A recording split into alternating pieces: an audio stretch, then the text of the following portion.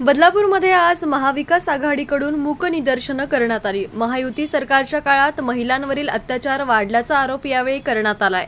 बदलापूर शहरात घडलेल्या या दुर्दैवी घटनेविरोधात आज महाविकास आघाडीनं महाराष्ट्र बंदची हाक दिली होती, पण कोर्टानं बंद न करण्याचे आदेश दिल्यामुळे महाविकास आघाडीनं हा बंद मागे घेतला। पण बंद पुकारला नसला तरी या अत्याचाराच्या घटनेचा निषेध मात्र महाविकास आघाडीकडून करण्यात आला।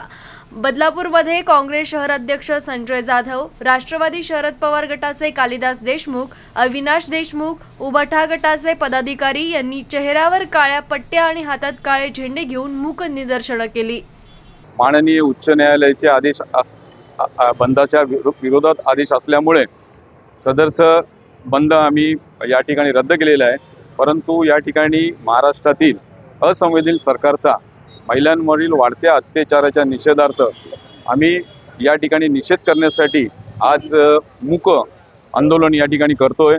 काळ्या पट्ट्या बांधून तोंडाला काळे झेंडे हातात घेऊन आम्ही या महाराष्ट्रातील महायुतीच्या असंवेदनशील सरकारचा या ठिकाणी जाहीरपणे निषेध करतो।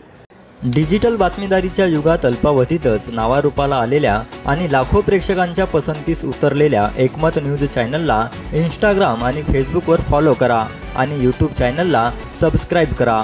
एकमत न्यूजशी संपर्क साधण्यासाठी 6384040404 या क्रमांकावर कॉल करा। ताज्या घडामोडींसाठी पाहत रहा एकमत न्यूज।